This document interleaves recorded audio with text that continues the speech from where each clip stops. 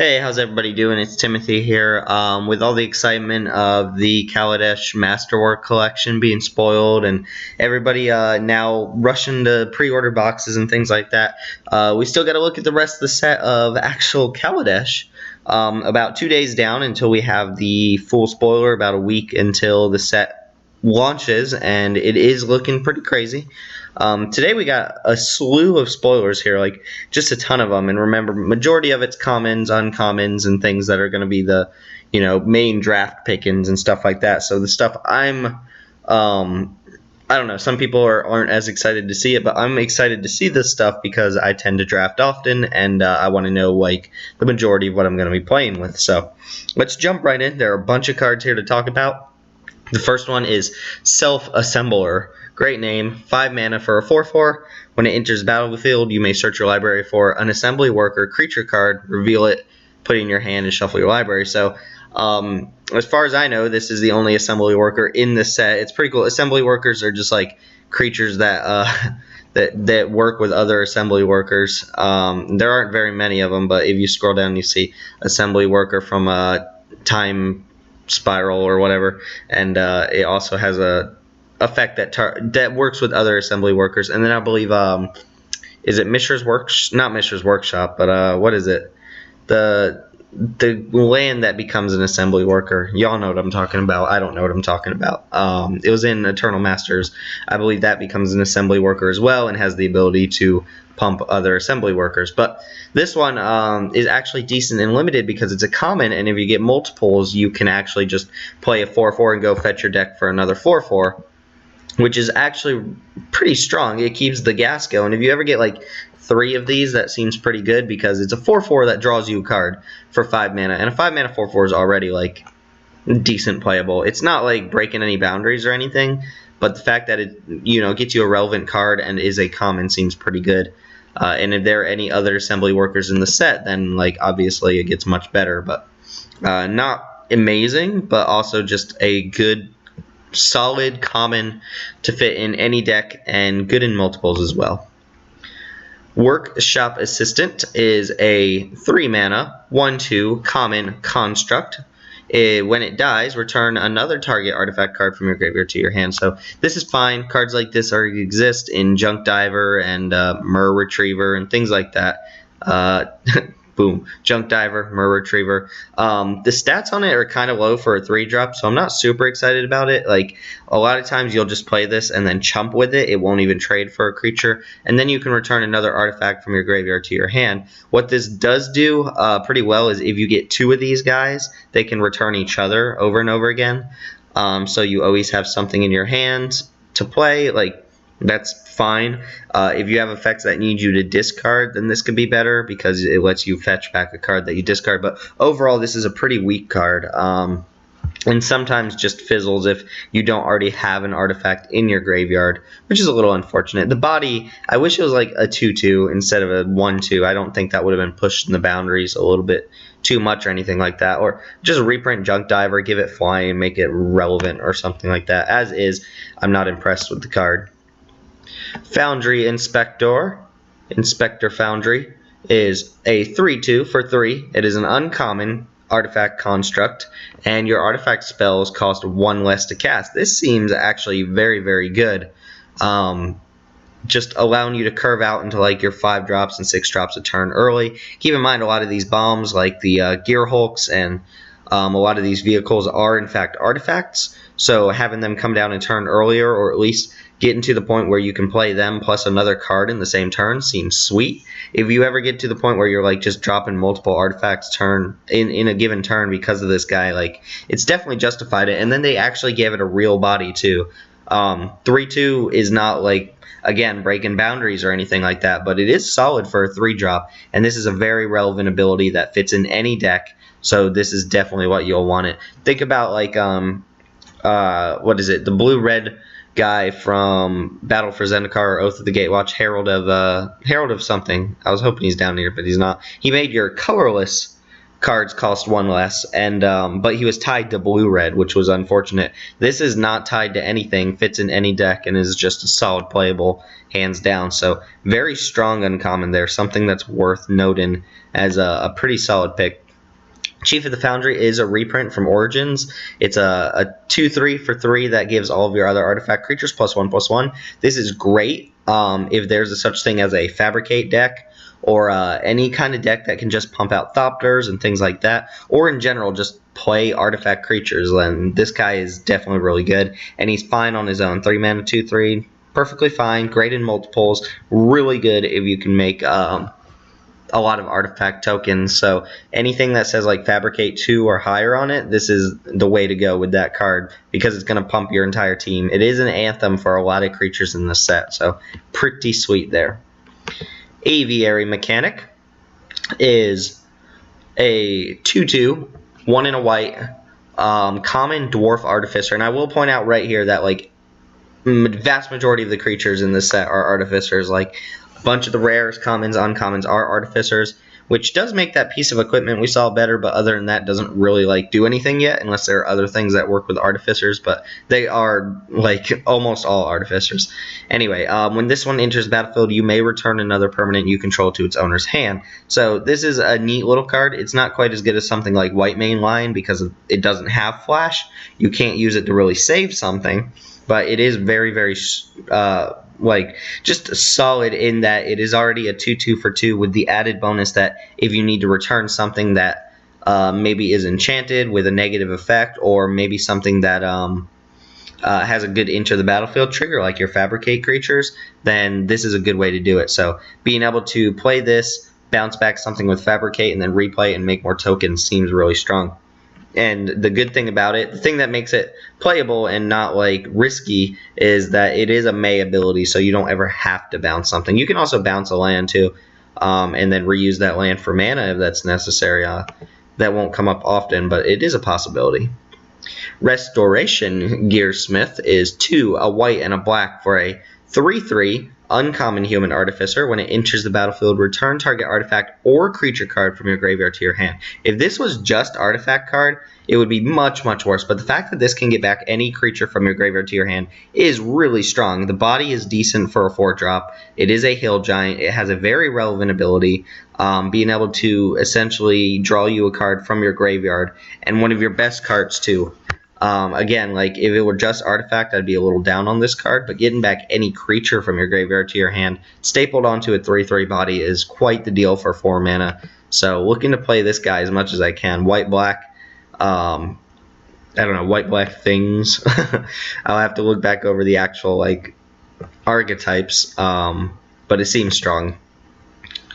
Next up, Reckless Fireweaver is 1 in a red for a 1/3 human artificer at common. When an artifact enters the battlefield under your control, Reckless Fireweaver deals damage to each opponent. So each there is just a like straight signal that this is good in Two-Headed Giant, which is a pre-release format and a very enjoyable one in my opinion, not in a lot of people's opinions, but anything that deals damage to multiple opponents at the same time is great. 1 versus 1, probably a little bit worse. A 1/3 is not impressive for 2 mana. It is decent, and it will hold down the fort a lot. And in red, that's a particularly surprising power toughness spread, as it's more of a blocker than it is an attacker. So not like the most aggressive creature, but does represent a lot of added damage throughout a game if you let it live or can't get it off the board, and your opponent's playing a heavy number of artifacts. It's very similar to just the landfall creature from Battle for Zendikar that ping your opponent whenever you play a land. It's something that happens naturally. This is going to happen a little bit less than that, because you aren't going to just have a straight up all artifact deck, but you are going to have a very high number of artifacts, and this could be a build around. Like, these are good in multiples too. So I don't know, it's not impressive stats for a red card, but it is a pretty decent ability in the right kind of deck. Ambitious Aetherborne. 4 and a black for a 4/3 Aetherborne Artificer at common, Fabricate 1. So very simple card. Either you choose to make this a 5/4 for 5, which is decent. Those are pretty strong stats. Or you may make this a 4/3 that comes attached to a 1/1 body. There are diminishing returns on power and toughness. Like, once you start getting past a certain point, like just adding more power and toughness is a little bit worse than just spreading out your bodies. So I would err on the side of saying the Fabricate here will very likely, like 75% of the time, make a 1/1 rather than putting a 1/1 counter. But a 5/4 can be what you need to push through certain board states, and the flexibility on it's really nice. The power of Fabricate comes in flexibility and allowing you to choose what you need at a given point, whether you need a stronger creature or whether you need to spread it out. So very nice. Nimble Innovator. 3 in a blue for a 2/2 common Vedalken Artificer. When Nimble Innovator enters the battlefield, draw a card. This is a decent card. It's getting to the mana cost where like this sort of effect gets a little bit worse. Like you can see if you add on 5 mana to this same exact card, like if you add on 1 extra mana, it gets worse. 6 mana, like you're not playing it. 3 mana, it's a slam dunk. So there's a point at which like there is too much mana for a just cantrip and body. This one is fine though. It is half a Solemn Simulacrum, but not. Solemn Simulacrum's powers in being both halves of a Solemn Simulacrum. This is a fine card though, replacing itself while also digging you closer to whatever bombs you might need. The body can still trade for something even at the stages in the game where you're paying 4 mana. And just think of this as like a slightly more expensive Exultant Cultist, where you get the card right away. You don't have to set up any sort of like weird shenanigans and have this die. You also don't have a merge to just sack it off. But let me check real quick, because I think now that I'm looking at it, this looks like it's actually just another common cycle, and I didn't notice that before. It is that there's white Artificer, red Artificer, black, blue, and is there a green one? Yeah, I think I'm actually getting ready to talk about the green one here. So this is just a common cycle of like Artificers with enter the battlefield triggers, it looks like. Yep. Sweet. So I didn't even notice that before, that was like kind of a pseudo cycle there. They don't really have much in common other than just being Artificers, but there's one for each color and they all have enter the battlefield triggers. Or the red one doesn't, but it does trigger when other things enter the battlefield. That counts, right? This card, really cool art. Looks like, I don't know, Robot Assassin's Creed.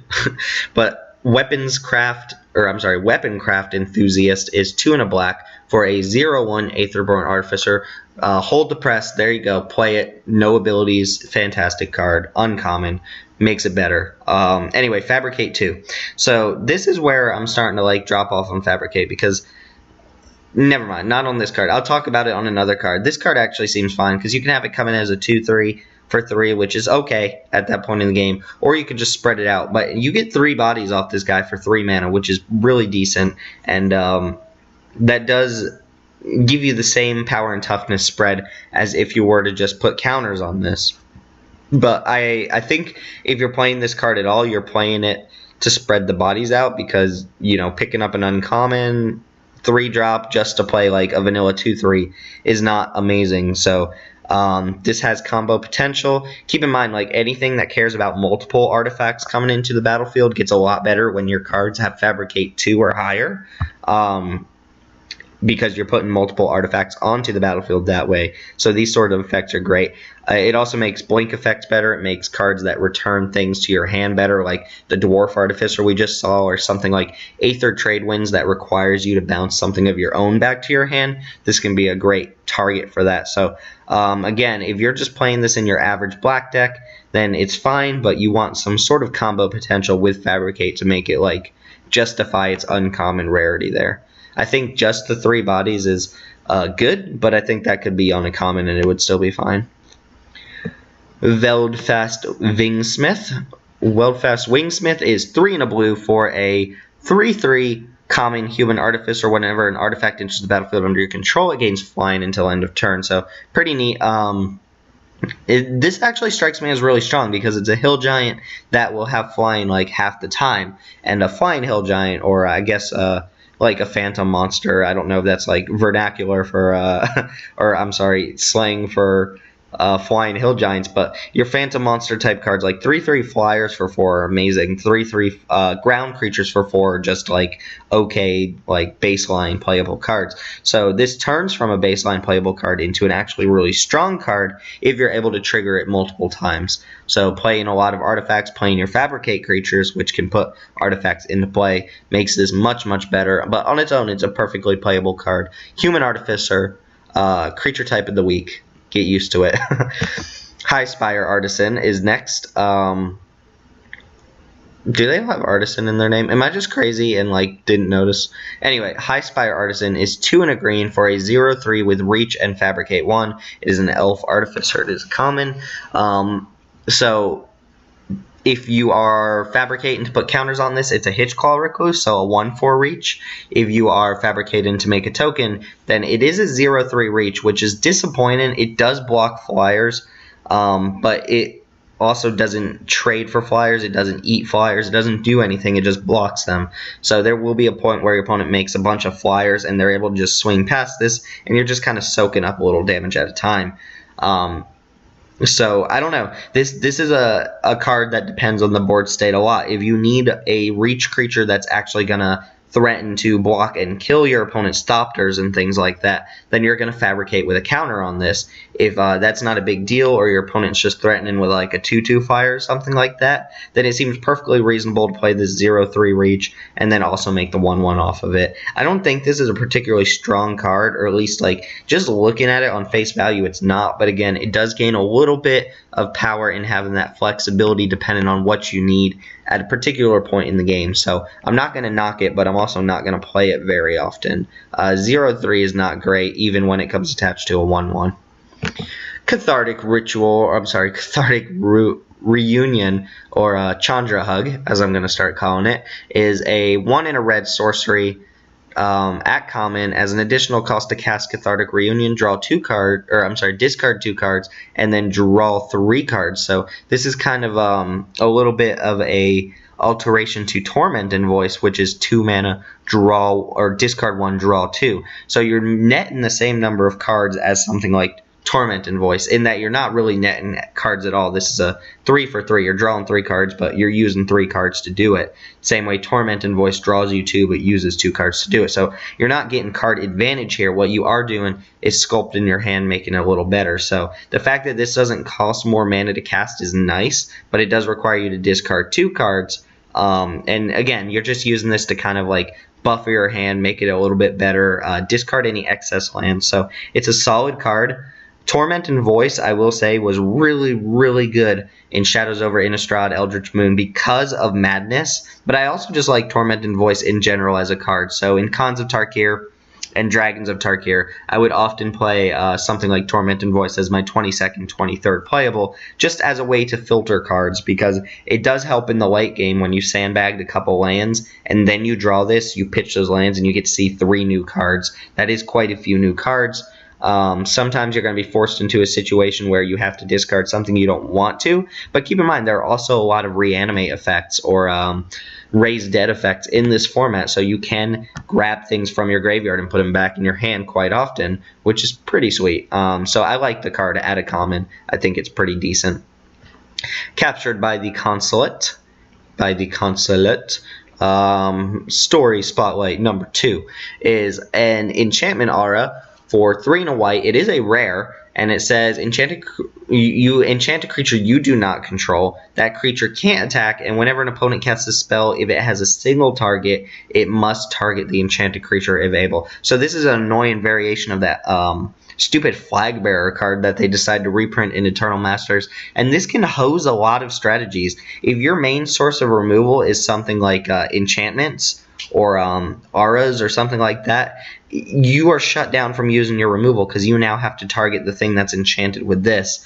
Not to mention like just removal spells in general, you are saving yourself from being targeted by those, because if your opponent wants to blow a removal spell, they have to use one to kill their own creature first, which means that you're getting a 2-for-1 off of this, and then they also have to have a backup removal to kill whatever's bothering you. So this seems like a strong, like, first pick worthy card.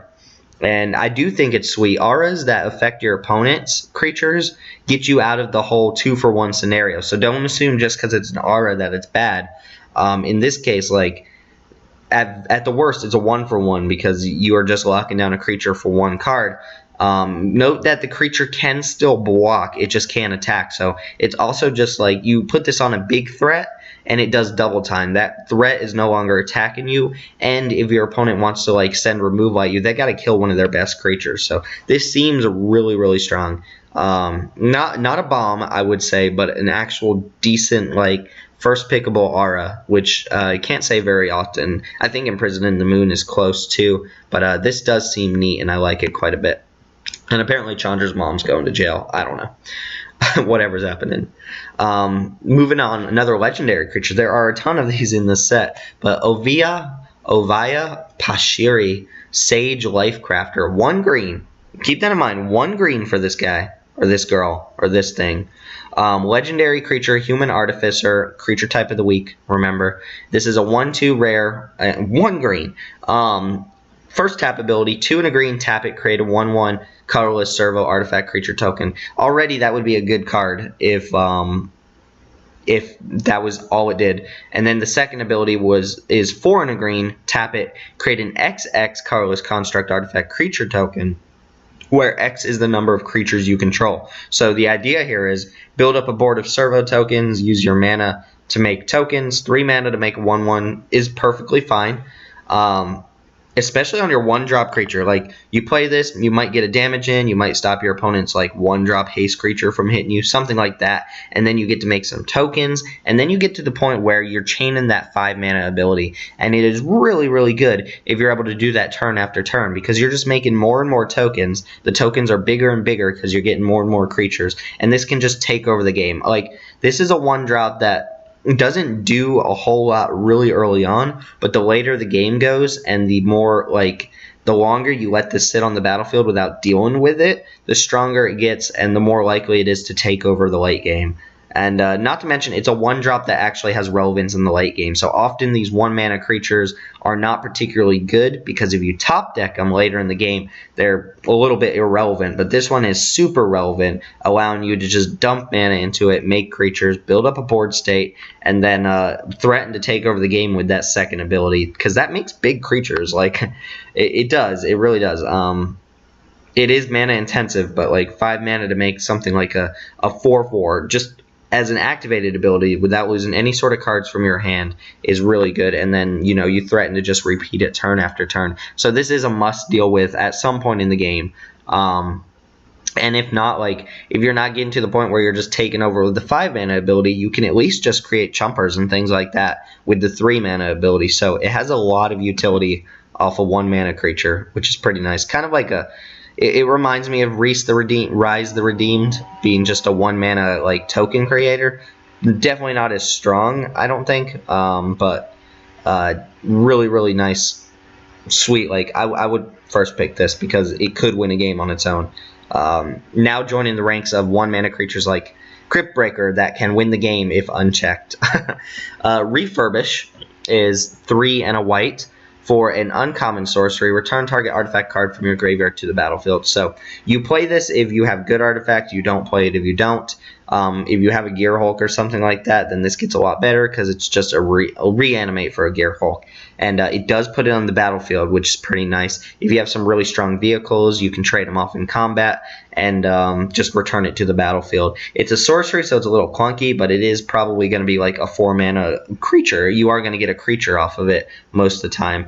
I can't think of many artifacts that I would want to put this in my deck for that aren't creatures because those won't often make it into the graveyard. But if you're playing something like Self-Mill, then maybe this gets a little bit better. It is just a solid card on its own. So, I don't know. If you open like the Flagship or something like that, then you're obviously going to try and play something like Refurbish. But it's a decent card. It gets better the better quality your artifacts are, obviously. But you know, it's a not a raise dead, but a reanimate for those things.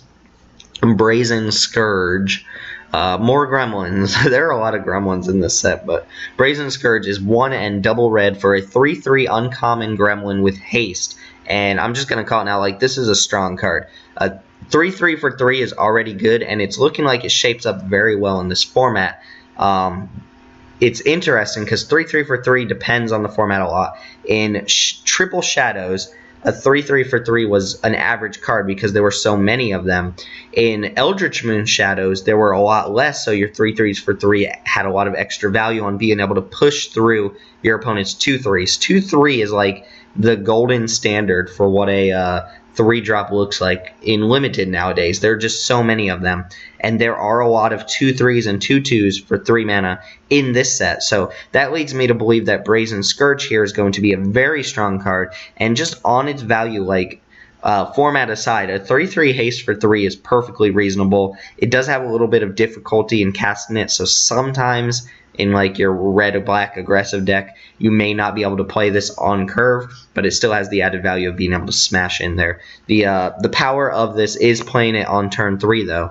There are, again, diminishing returns for playing your hasty threats later in the game, but it's also just a decent top deck. Like, sometimes you can win the game by having a hasty creature, and this is a strong hasty creature to include in your deck. Type of card I can see people just like picking super high. Some people love hasty creatures.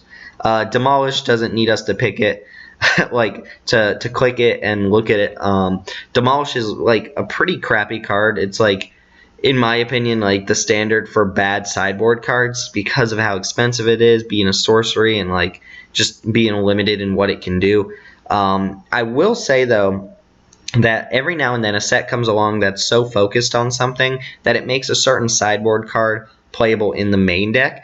A good example of this is Dragons of Tarkir, where we had certain cards that destroyed flyers, and normally you would relegate those to the sideboard, but they were actually main deckable in Dragons of Tarkir because nearly everybody at the table was almost guaranteed to have 1 or 2 big flyers in their deck, just the nature of the set. So in this set, with there being as many artifacts as there are, cards like Demolish, and that other little gremlin guy we saw yesterday, and the white like natural state card, those might be main deckable. Just because having artifact destruction in your main board means that you'll be able to deal with certain things that you otherwise wouldn't if you hadn't put those in your main board. But Demolish is still pretty poor even for that effect. And you want to be killing like a bomb with this in order to justify it. And then killing a land, like if you're the guy who's playing Demolish to kill a land, like stop playing Magic, please. I lost a game in Theros like once because some person who's like first time drafting, he just drafted a Demolish and hit like my only source of a certain color and then won, and then from then on he's like, wow, Demolish is great, and no, it's not great. All right, moving on. Creative Spark, 1 red for a sorcery. Choose target creature, exile the top card of your library. You may have Creative Spark deal damage to that creature equal to the converted mana cost of the exiled card. If you don't, you may play that card until end of turn. Operative word being play here. If it said cast, then this would completely blank on a land, but this does give you the extra value that if you hit a land, you can at least play it because it's going to deal 0 damage. This can backfire. It can just be borderline useless, or it can actually just like be a fantastic removal spell. It costs 1 red to play this, so target something, flip a card, and hopefully you hit something that's like a 3-drop or higher, and you get to just like destroy that creature. And then I love that they did this. It's kind of like Chandra's ability where you get to flip the top card, and then if you don't use anything with it, you still get value out of that. This is very similar, and like it makes up for the fact that you're using this as a removal spell, but it may not actually be used as a removal spell. So there's, again, flexibility in this card. You may actually like target something trying to remove it and then flip a card you want to cast and choose not to deal the damage just so you have that card available. So in a sense, like it can be a cantrip or a removal spell, which is pretty neat. And I like the design of this card. It gives you options and it's cheap. It is a sorcery, but it just costs 1 red, so it's very likely you'll be able to also cast the card. It's kind of annoying with cards like this. They've printed a lot of them lately, those like exile the top card, you can cast them cards. It's annoying when you hit a card that like you don't have the mana to cast, and it's just like, well, I could have had card advantage, but I missed. Now this card I'm having trouble evaluating. Experimental Aviator is 0/3 3 double blue for an uncommon human artificer with flying. When it enters the battlefield, create 2 1/1 colorless Thopter artifact creature tokens with flying. Now, my initial reaction is that this card is not actually very strong. It's a 2/5 for 5 essentially, but spread out. Maybe that's good, but the 0/3, like the 0/3, just to me looks irrelevant. And I could be wrong about that. Like 0/3 flyer, if you have ways to pump it, great, but this costs 5 mana. Like the example I'm thinking of here is something like Whirler Rogue. Whirler Rogue was 1 mana less, made those Thopters, and gave a more relevant body and a better ability stacked onto that. So maybe it's because I'm comparing this to Whirler Rogue that I think this card is a little bit on the weaker side, but it does make 3 bodies. That is a lot of bodies, so I guess I can't knock it too hard. My initial reaction is this card is not amazing, but it is a solid playable. I don't know. I wish if it was a 1/3, I would be that much happier. Like honestly, these fabricate creatures and these creatures that like give you tokens but then leave behind a body that's not great are okay, but I guess it's the same kind of thing as Enlightened Maniac. Like the O2 is not really what you're playing it for. You're playing it for the other things. But in this case, you're not paying 5 mana for 2 Thopters. That's not good.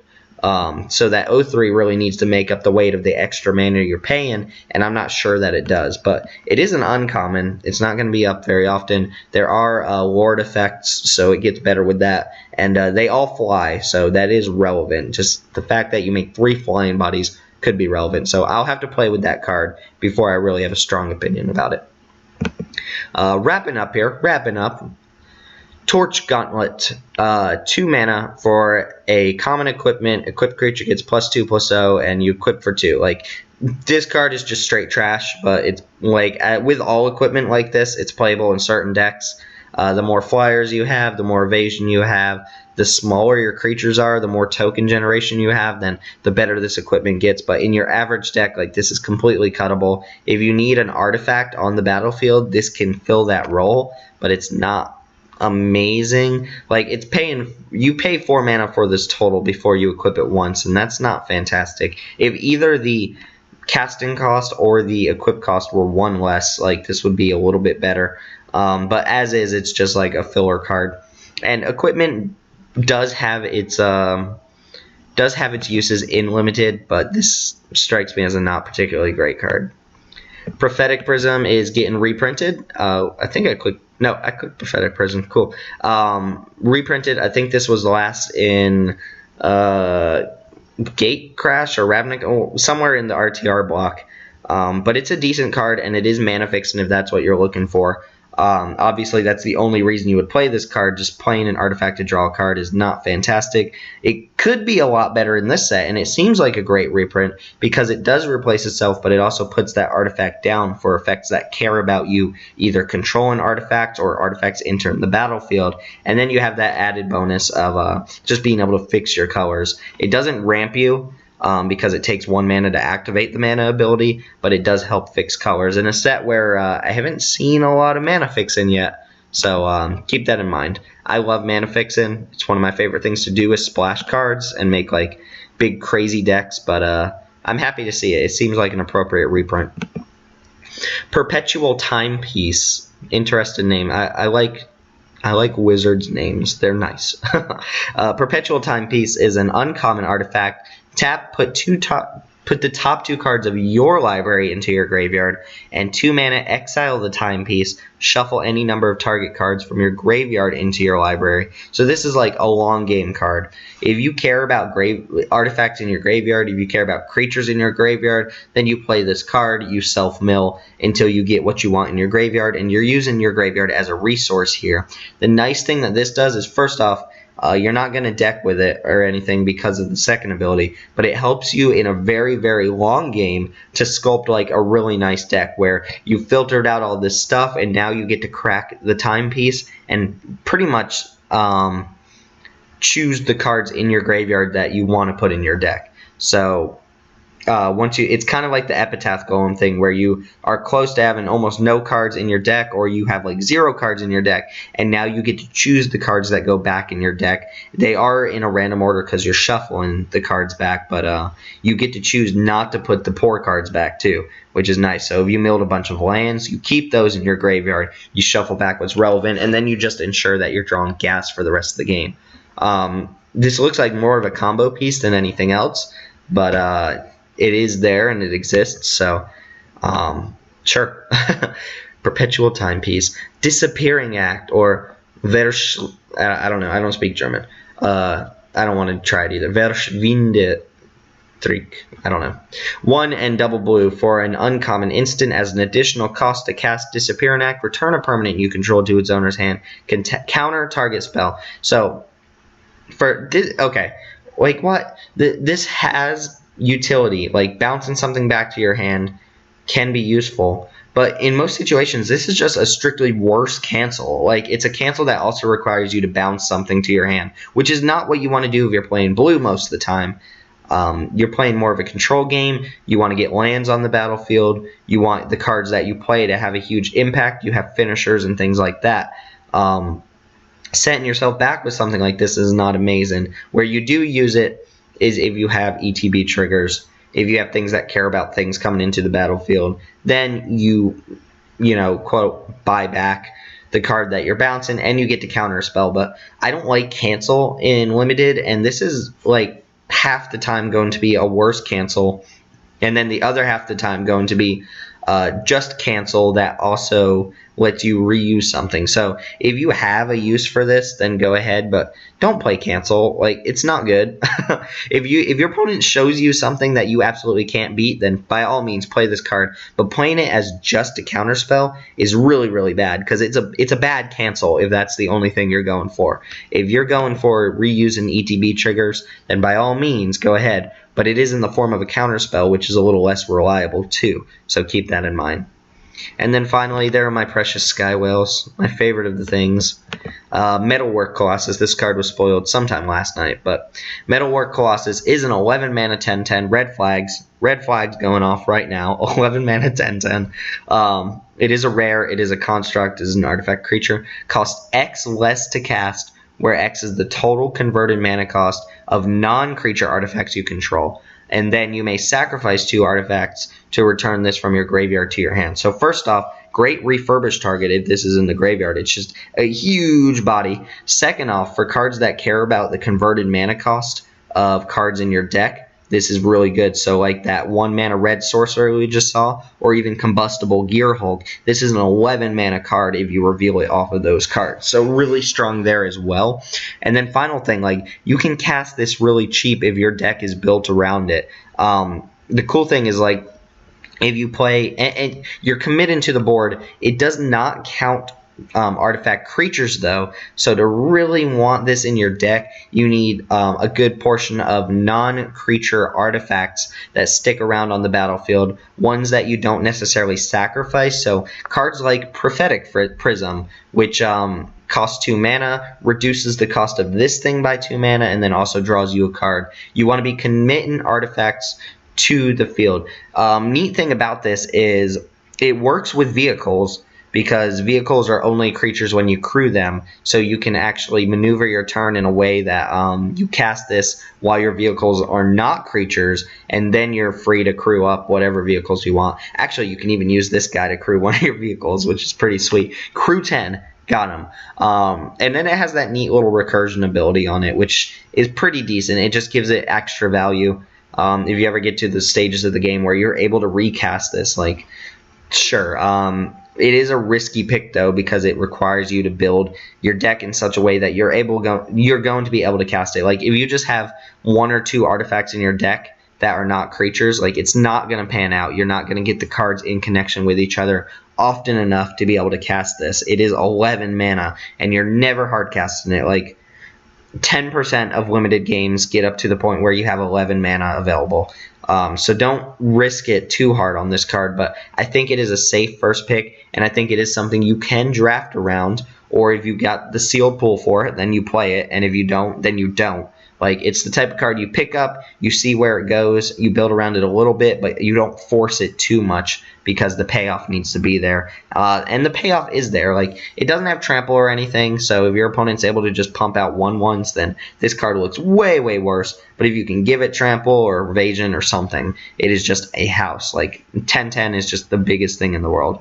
So there you go, Metal War Colossus. I've heard some people ask, like, is this viable in Affinity? And I don't think it is, because Affinity, you know, dumps a bunch of stuff, and I don't know. I don't think it's particularly great, but in Affinity, anyway, most of what Affinity dumps out is artifact creatures too, and those don't count. So you're not getting enough like Springleaf Drums on the battlefield and Cranial Platins to make this thing cost cheap enough to cast in Affinity. Like, it's just not going to happen in vast majority of games. But anyway, there you go. Long list of spoilers, tons of Artificers, lots of cool artifacts, artifact wards, things like that. Lots of fabricate creatures, and cards that are hard for me to evaluate right now because their potential is determined by what your board state looks like. So a lot of flexibility in a set usually means that the strategic element of the set is there, and I really appreciate that. I like making decisions. I like having my cards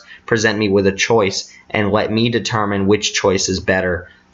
So I like the design of the set a lot. I'm excited to play for it. Tomorrow will probably be the last main spoiler video, and then Friday, when the full spoiler comes out, I'll probably break it up into little videos because it'll be a good about 50 to 100 cards that we see that day. But anyway, thank you guys for watching. If you made it this far, I really appreciate you, and I appreciate you even if you didn't make it this far, but you don't get to hear me say that. Anyway, my name's Timothy. Thank you guys for watching, and I'll see you next time.